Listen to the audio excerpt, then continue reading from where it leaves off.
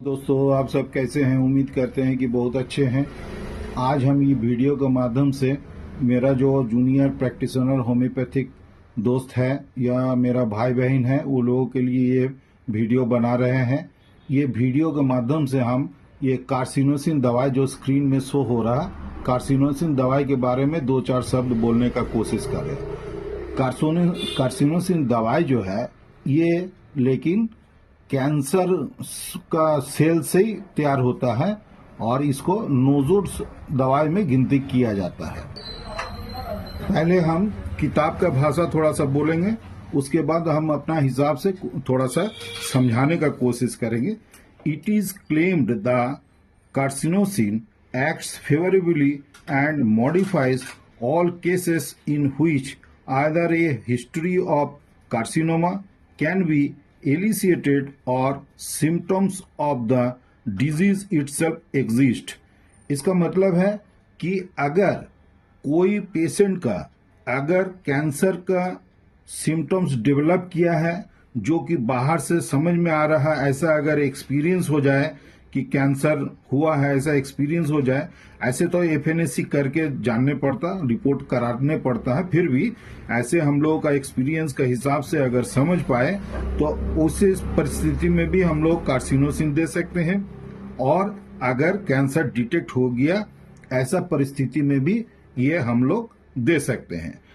Carcinoma of the mammary glands with great pen and induration of glands.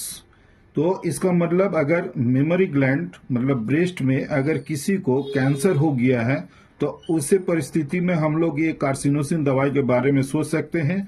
और ये बहुत ज्यादा जिसका दर्द होता है, खास करके दर्द को आराम करने के लिए भी ये दवाई दिया जा सकता है।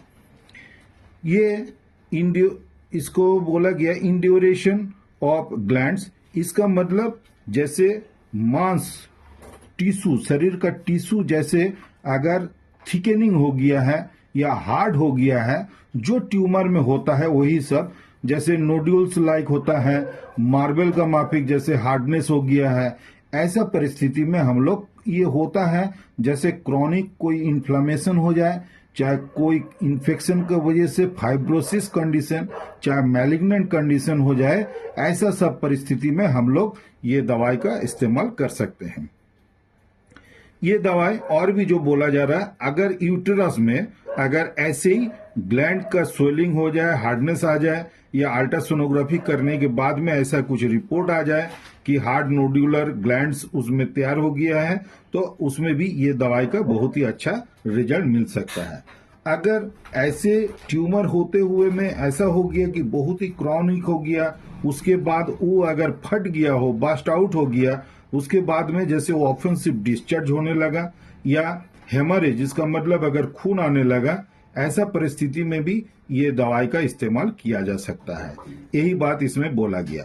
और एक क्या है, ऐसा अगर पेशेंट हो तो ये पेशेंट के अंदर में इंडाइजेशन का प्रॉब्लम आ सकता है, accumulation of gas in stomach, इसका मतलब स्टोमक के अंदर में बहुत ज्यादा गैस का शिकायत होने लगेगा, बाउल्स क्लियर नहीं होगा, मतलब लैट्रिन सफा नहीं होगा, और साथ में रिमेटिज्म आ सकता है। तो ये सब परिस्थिति में भी हम लोगों का जैसे एक ही दवाई बहुत कुछ सिम्टम्स में, बहुत सारा प्रॉब्लम में एक ही दवाई का काम आता है। और देखा गया ये सारा सिम्टम्स अगर कोई एक पेशेंट में मिले तो टोटलिटी ऑफ सिम्टम्स बोला जाता, totality of symptoms, symptom similarity करके हम लोग वही दवाई को देने से वो पेशेंट का बहुत ही अच्छा रिजल्ट मिलता है।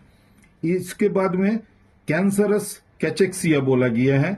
इसका मतलब जैसे कैंसर होने के वजह से किसी का जैसे मांस वगैरह एकदम बिल्कुल ही हिम्मत हार गया है, मसल लॉस हो रहा, मसल पावर भी लॉस हो रहा है, मांस का जो नॉर्मल स्ट्रक्चर होता है वो भी दिन प्रतिदिन अगर स्क्वीज हो जा रहा है, ये सब परिस्थिति में भी ये दवाई हम लोग दे सकते हैं।